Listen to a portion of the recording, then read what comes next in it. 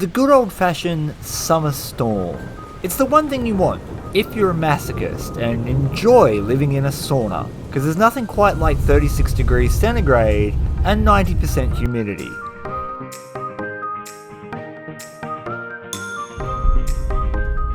It was, however, exactly what I did want. You see, we'd been working really hard at uncovering some extremely rich quartz crystal and amethyst deposits. The problem was there's so much dust in this area that you can't actually see the crystals, and the storms had washed that powdery coating off. Thank you, God Sauna. It's super cool that we had massive thunderstorms in the last couple of days because the amethyst deposit that we found has now been washed. We're actually uncovering amethyst right now in the bedrock itself, so we're having to break it up and bust it apart to access the crystals. When this comes out, it's like a powdery substance, and look, this is the stuff that it was covering up.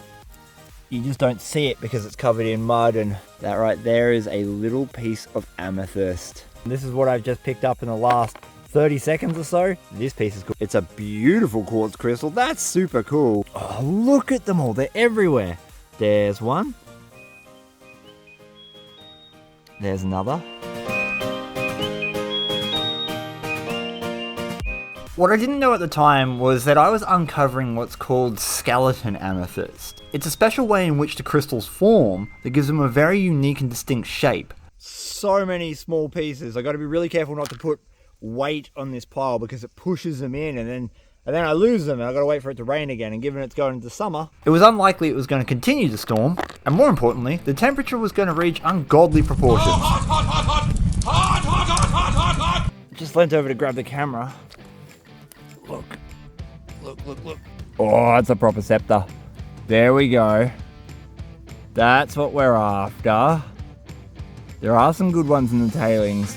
I feel like a little kid doing this. This is the most exciting thing ever. Is that like a plate of mini amethyst crystal?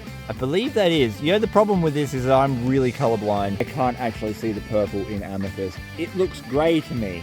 I reckon I got another good one just here.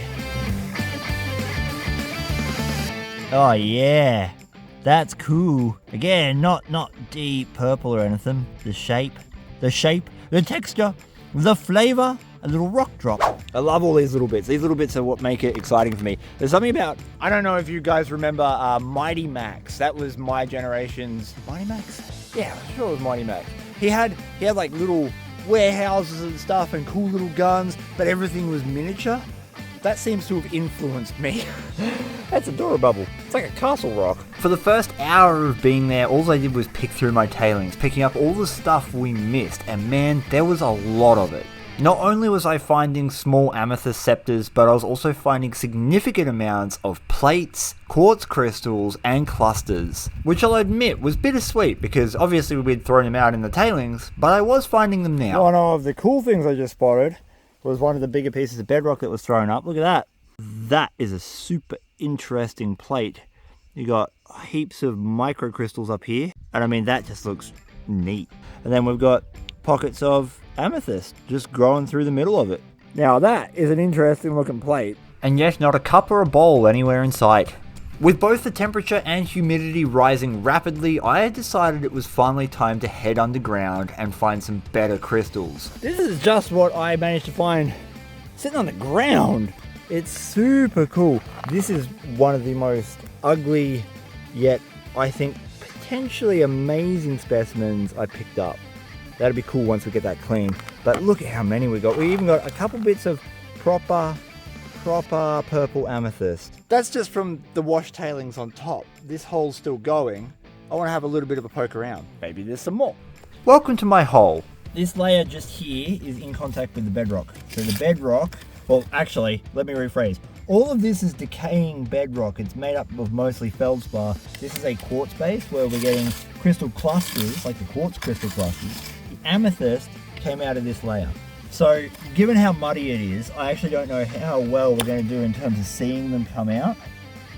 But you can kind of see them just come out. Like, that's a little point right there. The process is super simple. We just break apart that layer and the amethyst crystals literally pop out. What? Yeah! Yeah! That's one. Look how big it is. And it's purple. Oh, we can find them. This is what we were finding the other day. These things are really big for our area. Like, they're massive. This is about to get a little bit more education with Vogus. I said earlier that we were digging up skeletal amethyst, and what that means is the structure of the crystal looks more like a skeleton than it does a full crystal point.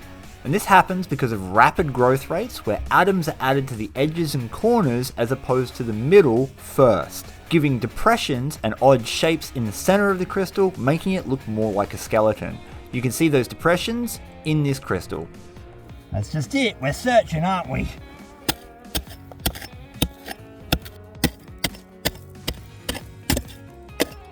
Oh, there's one. There's one. It just fell out. Oh, yeah. Oh, that's a good one. This is the best part. I'm on a treasure hunt all the time. I get to live that little kid's pirate fantasy dream, digging up real world booty. I don't even have to go to a strip club to do it.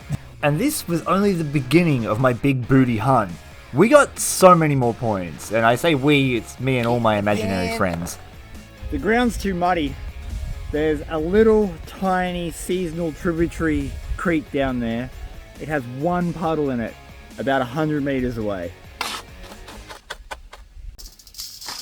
And so my plan's to fill this up, do one trip down there, and just see if it's worth doing more trips.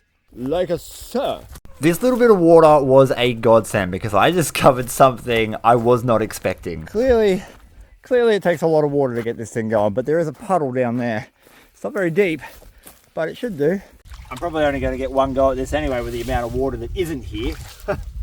Water in most parts of Australia is rarer than gold and crystals and gemstones that you find, so to have this little puddle was an absolute privilege.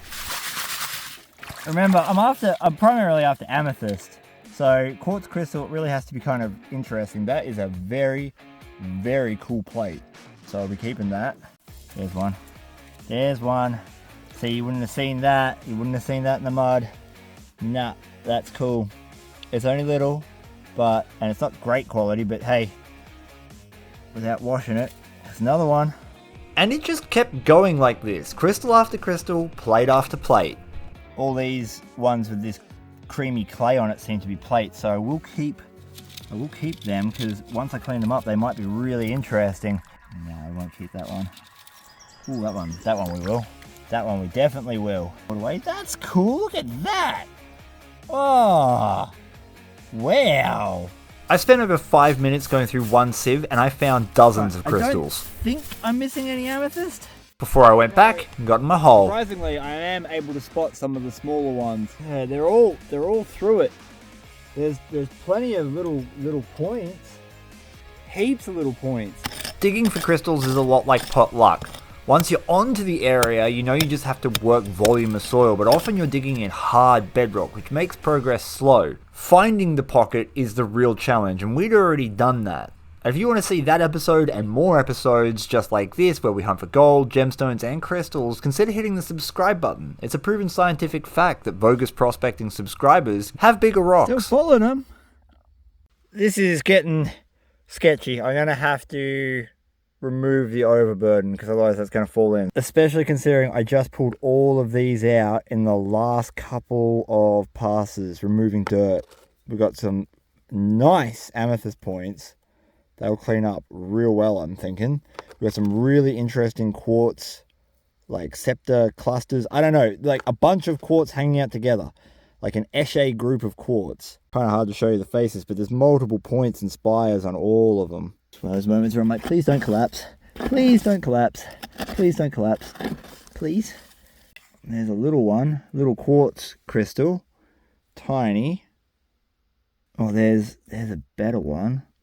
Yeah, like a weird manky plate. But I just got a bunch of amethyst in that last one. You can hear it, the gravel at the back. Oh, there we go. That might be one. Hey!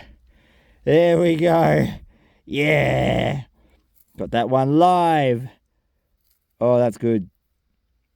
That's cool. That'll clean up nice. That'll clean up really nice. These look really weird until you get them in the ultrasonic, and then they shine. But the more I dig down, the more dangerous it's getting. I'm going to risk the humidity and get another basket because sweat might be worth this dirt. Or it won't be. One way or another, we'll find out. Hello, Mr. Swamp Puddle. Did you miss me?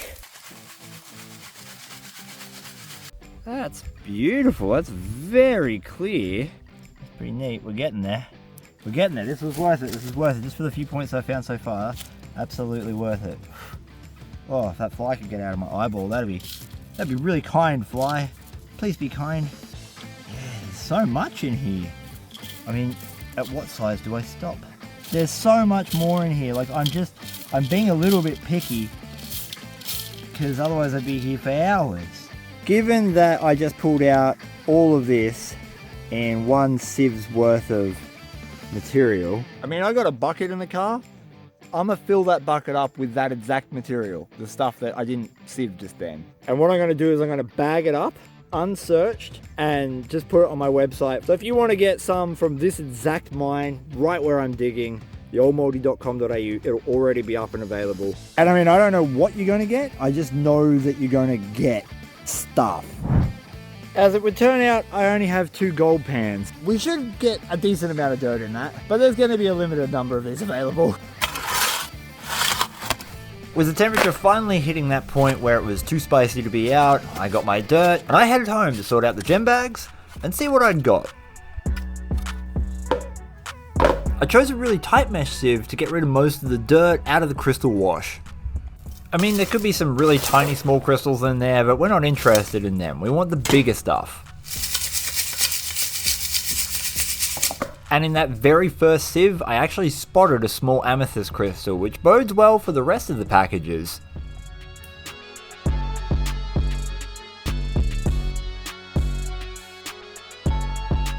Conveniently, one large detecting scoop seems to fill these bags perfectly. I've taken all the dirt out of the concentrates because there's unlikely to be anything in that. And if we take a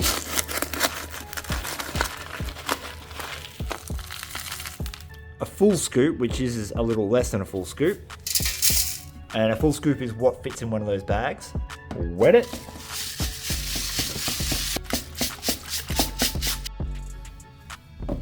That's a cool little piece of a plate. Again, this is only a really quick spritz in water. That one there, that one there. A little mini cluster. There's more in there too. I can see dozens of little tiny pieces all through it. Depending on the scoop you get is going to highly dictate what you get in that bag. I'm nicknaming these godberries. They are so pretty. They're skeletal amethyst. You can see that structure I explained earlier in the video in almost every single piece. They're slightly rarer than regular amethyst because of that structure, but what I'm mostly happy about is the fact that half of these just came out of my tailings. I was able to go back and recover some beautiful specimens. And these godberries are going to see a very healthy life. Some of them are going to be saved as geological samples, others are going to go into my own personal private collection, and some of them are going to make their way into jewelry pieces where I turn these into necklace pendants. Regardless, I think they look amazing, and I hope I've inspired you to go out and collect your very own pet godberry.